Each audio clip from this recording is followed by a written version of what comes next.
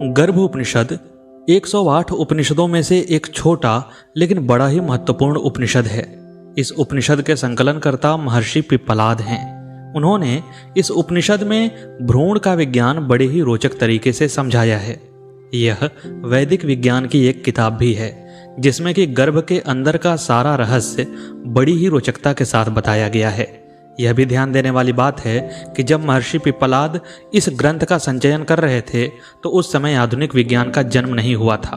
फिर भी आज आधुनिक विज्ञान के तथ्यों पर जब गर्भ उपनिषद के सभी तथ्य खरे साबित होते हैं तो हमें आश्चर्य होता है कि हमारा विज्ञान कितना बढ़ा चढ़ा था। महर्षि पिप्पलाद ने न केवल शरीर की अवस्थाओं का वर्णन किया है बल्कि भ्रूण की मानसिक अवस्था का भी वर्णन किया है। तो आइए सुनते हैं गर्भोपनिषद। गर्भोपनिषद का पहला प्रश्न है कि यह शरीर किससे बना है।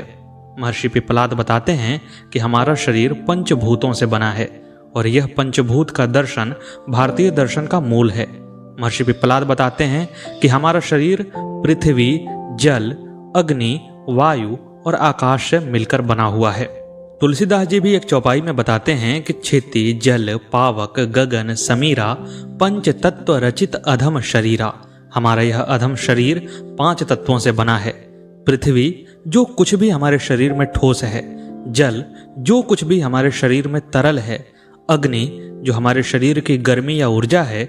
वायु, जो शरीर की और उसके भीतर की सभी हलचलें हैं। और आकाश, वह स्थान जिसमें यह शरीर स्थित है और शरीर के अंदर की गुहाएं और नालियां भी स्थित हैं। यहाँ पर ध्यान देने वाली बात है कि आकाश को स्पेस कहा जाता है, यानी कि जो भी गैप है, ऐसा नहीं है कि जो नीला है और ऊपर दिखता है वह आकाश है, वह आसमान है। आकाश, जो भी गैप है हमारे शरीर के अंदर और हमारे आसपास, वह सब आकाश में आता है। फिर प्रश्न आता है कि पंचभूतों की भूमिकाएं क्या हैं। तो महर्षि पिप्पलाद बताते हैं कि पृथ्वी वस्तुओं के लिए आधार बनती है। जल जोड़ने का कार्य करती है, जैसे सूखी मिट्टी के कण जब पानी में मिल जाते हैं तो आपस में चिपक जाते हैं।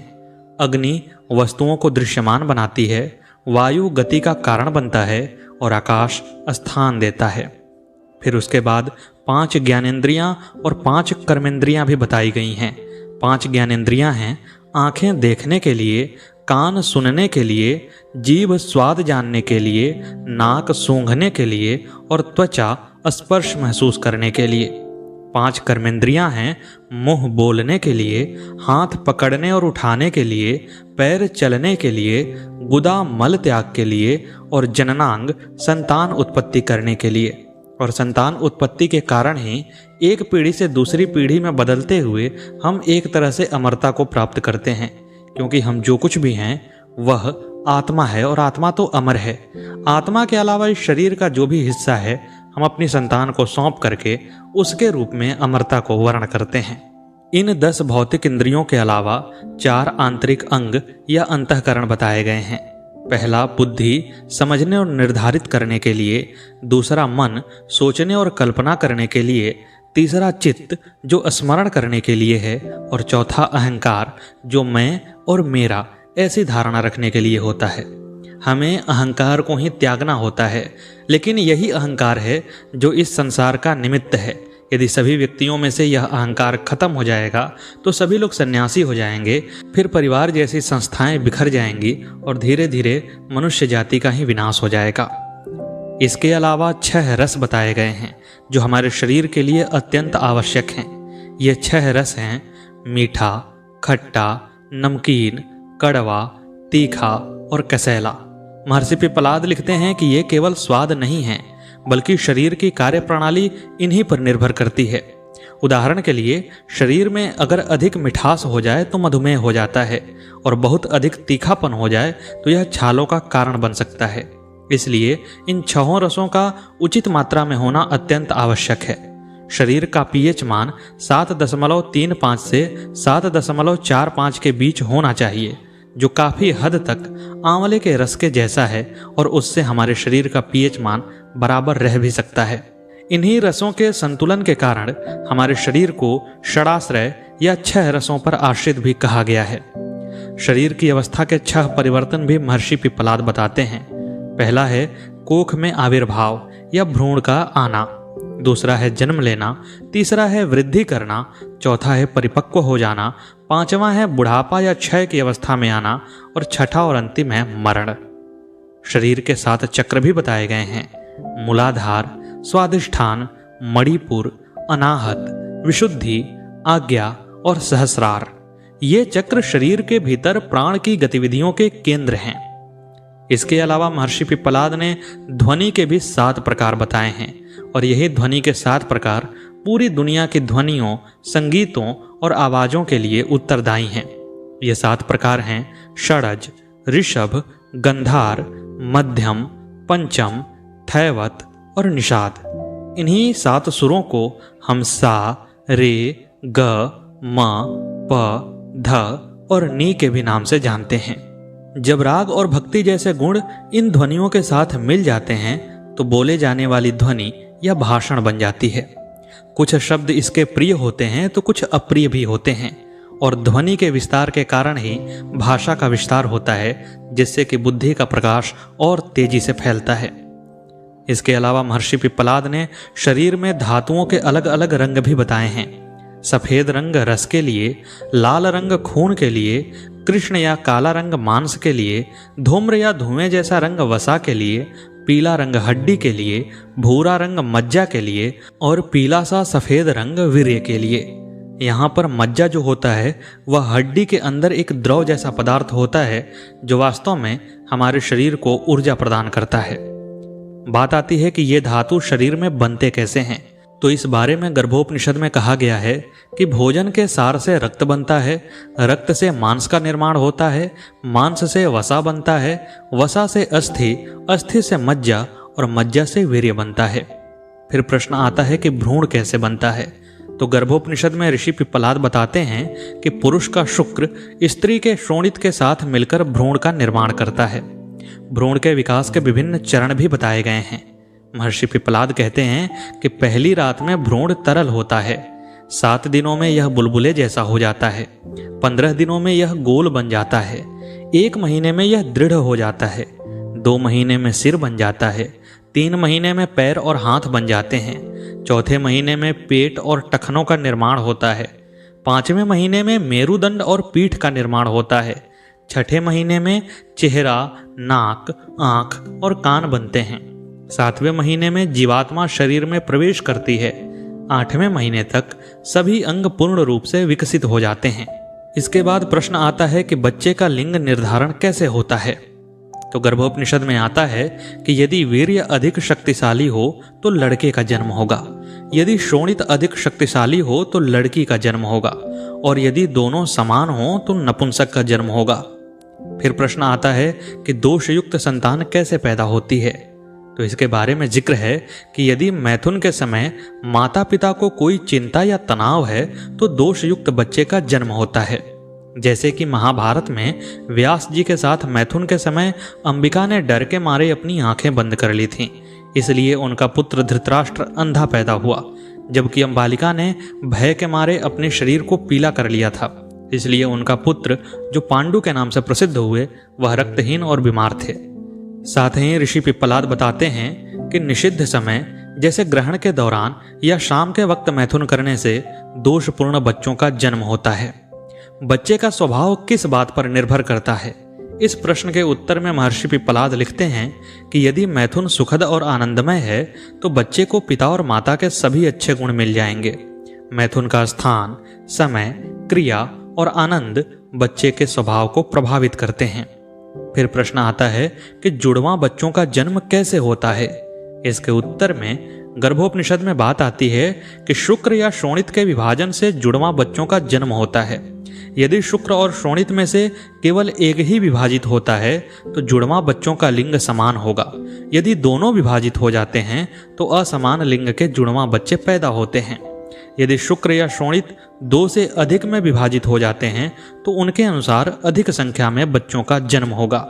फिर प्रश्न आता है कि 9वें महीने में क्या होता है, और यही प्रश्न सबसे अधिक महत्वपूर्ण प्रश्न है, क्योंकि बाकी सभी तो शरीर की भौतिक अवस्थाओं से संबंधित बातें हैं जो आज की विज्ञान के द्वारा भी जाना जा चुका है, और आश्चर्यजनक रूप से गर्भोपनिषद की बातें ही आज के विज्ञान के हिसाब से भी सही साबित प्रतीत होती हैं।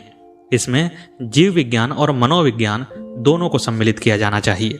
लेकिन 9वें महीने में भ्रूण के दिमाग में क्या क्या परिवर्तन आता है, यह आधुनिक विज्ञान से नहीं जाना जा सका है। इसलिए गर्भोपनिषद के यह प्रश्न सबसे महत्वपूर्ण हो जाता है।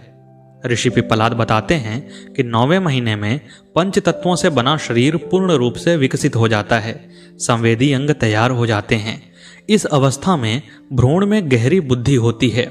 वह अनादि और अनंत ओंकार का स्मरण करता है।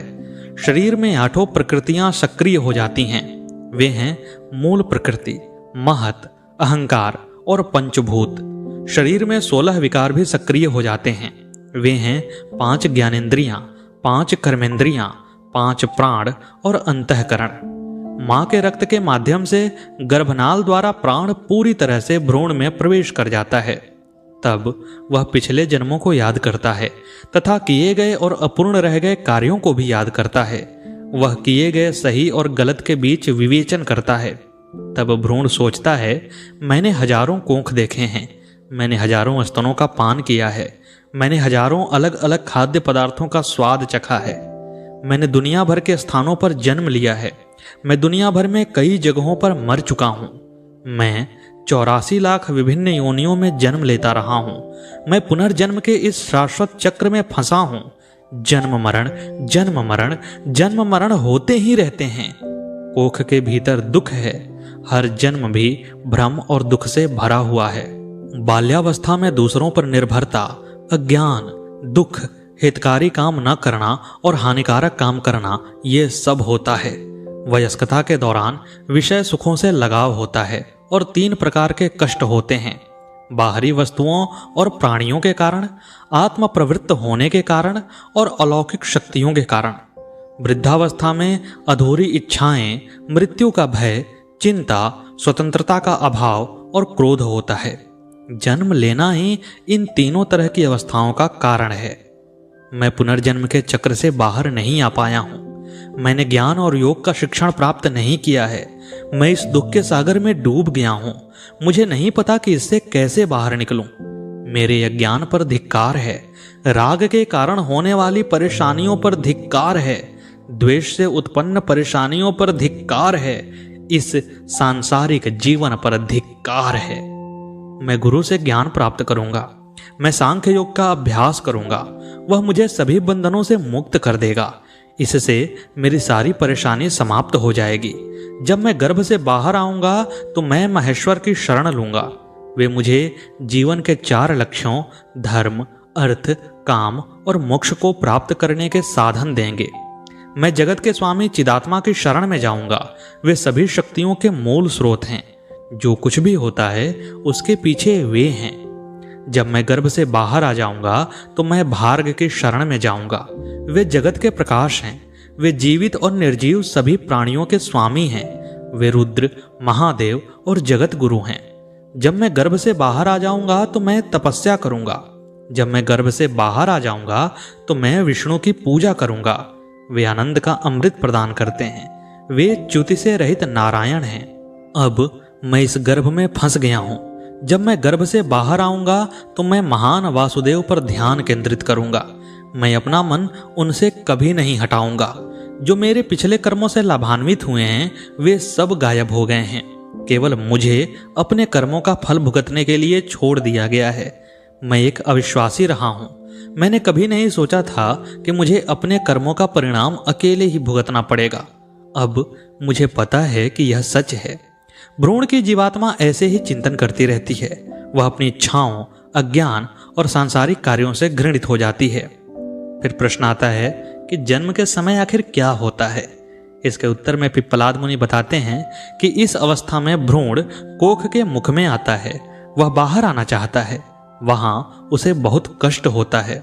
जब उसे कोख के गले से निकलना पड़ता है तो उसकी प्राणवायु सूख जाती है। उसे प्रसूति वायु पीड़ा देती है।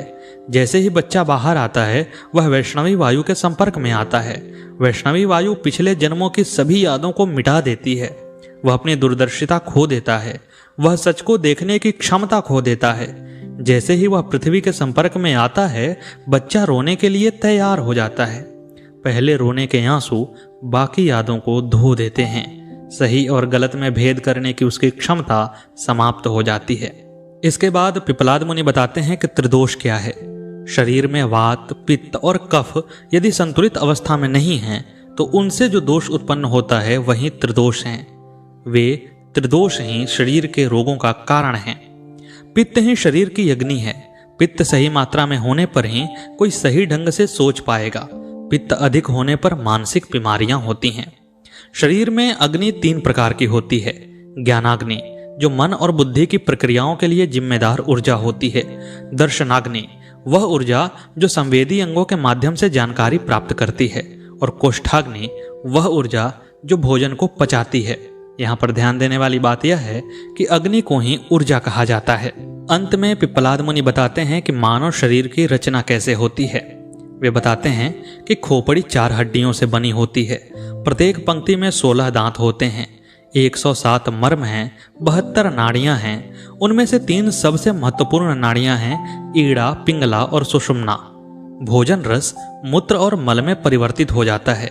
वीर्य और शोणित का निर्माण भोजन से होता है। रक्त परिसंचरण सहित शरीर के अंदर सभी गतिविधियां वात या वायु की सहायता से होती हैं। प्रारंभ में भ्रूण का प्राण आज्ञा चक्र पर होता है। जब वह प्रसव के लिए तैयार हो जाता है तब यह अनाहत चक्र में उतरकर स्थिर हो जाता है। 4.5 करोड़ बाल हैं। दिल का वजन 8 पल होता है। जीभ का वजन 12 पल होता है। शरीर में पित्त का वजन 1 प्रस्थ होता है। कफ का वजन 1 आढ़क होता है और मज्जा का वजन 2 प्रस्थ होता है। वीर्य का वजन 1 कुड़व होता है। यह सब कुछ जानकर वैराग्य उत्पन्न करके मोक्ष की प्राप्ति के लिए प्रयास करना चाहिए। तो यह था गर्भोपनिषद का संक्षिप्त ज्ञान, जिसे पिप्पलाद मुनि का मोक्ष शास्त्र भी कहा जाता है। कैसी लगी यह प्रस्तुति कमेंट बॉक्स में जरूर बताइएगा। मिलते हैं अगले वीडियो में अगली प्रस्तुति के साथ। तब तक के लिए नमस्कार।